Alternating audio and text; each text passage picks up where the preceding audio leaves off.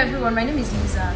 In today's video, I'm going to be asking 3 of my friends in the UK to tell us about their experience in the UK. I understand that many people who are watching this video, you're either looking to relocate to Canada, the US, or the UK. So this video is going to help you understand certain things that you might meet when you go to the UK. Things like culture shock, what are the different things that people do in the UK that you might not have been doing in your country, and then things like how it feels like to live here as a single person. Just sit back, relax, and have fun while you watch the video because there's a lot to learn from it. Okay, thank you so much everyone for coming. So the essence of this video is to enlighten people, educate people about how it feels like to live in the UK, because you know where we come from, a lot of people want to japa, like they want to leave, they feel like, oh, when you're in the UK your life is rosy. I mean, everything is making sense. They don't know how it feels like to live in the UK. So this video is going to help them, educate them to know how it feels like to live in the UK. And I'm just going to be asking you guys a couple of questions about your experiences so far living in the UK. Okay, so my first question is, and this question goes to Nicole.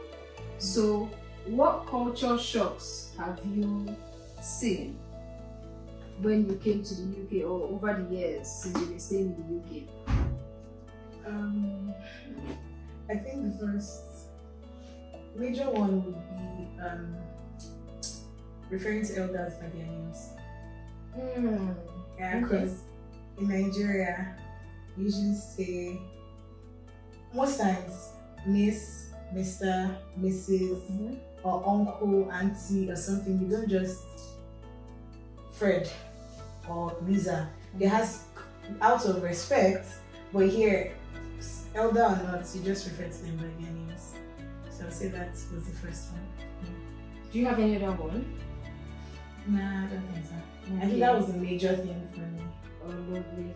Also, I don't know if this is a culture shock, but in terms of food,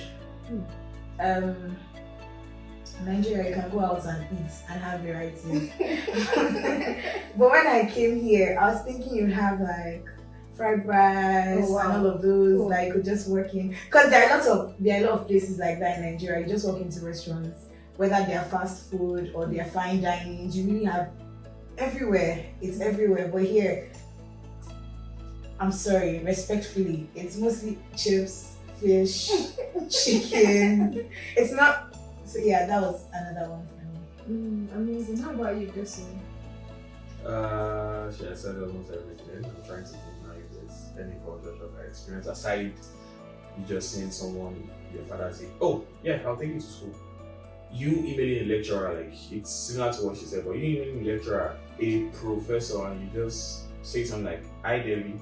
Just, I mean, it sounds so, sounds so off. How would I just professor? You know, like I'm Nigerian, so where we come from, you have to put the title. Yeah. Professor, so. After that, you give daddy or mommy or something. But just getting here, and you can just email a professor, like a professor on your course, your mom's age, and you're like, "Hi Debbie, this." It's really didn't sit well with me. Even till now, if I'm to mail my academic mentor, it's still someone when I'm typing those mails that would she get angry? Would she? Wow, amazing. How about you, Daniel? Any culture shock?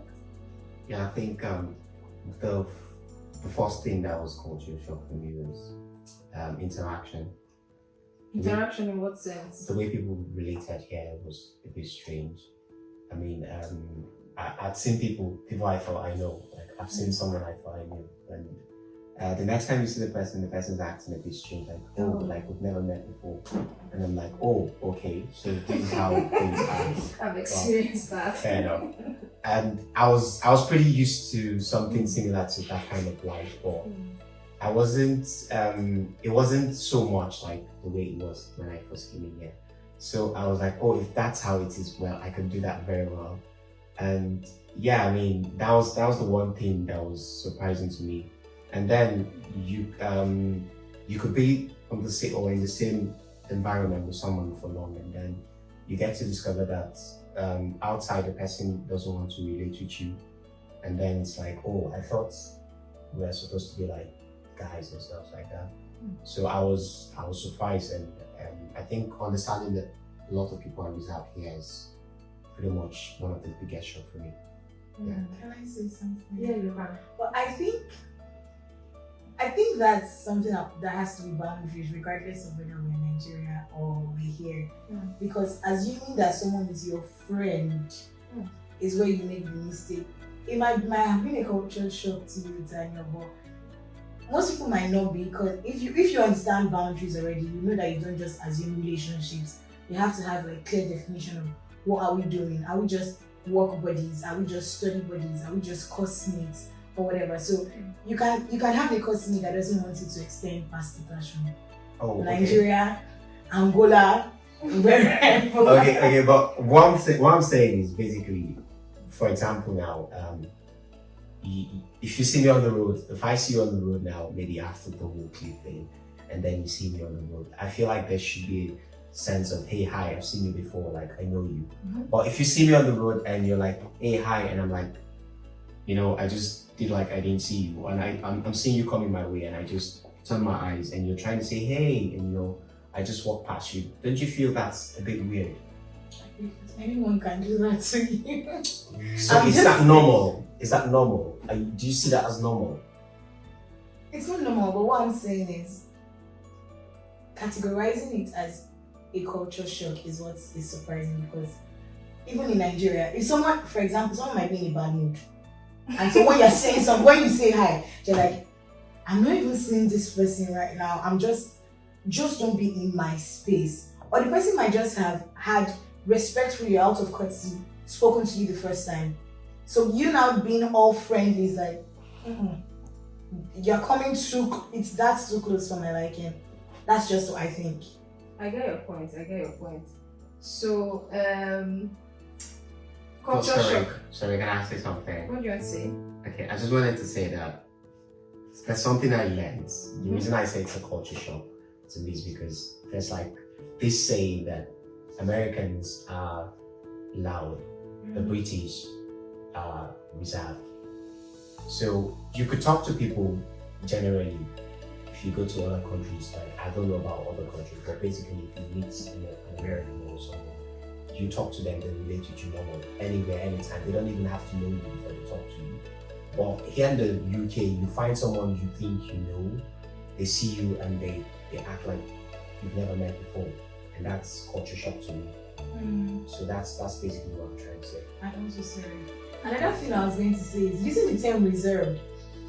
For me, and that's a culture shock for me. Not in terms of the fact that they're reserved, but that they can speak.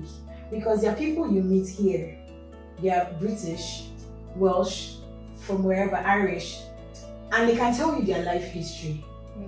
Just meeting them, they will just, anything, they have no filter, they'll just tell you how. And after that, they may not have an intimate relationship with you after that, but they've told you everything about themselves. So how do you categorize that as being reserved? Yeah, but that's like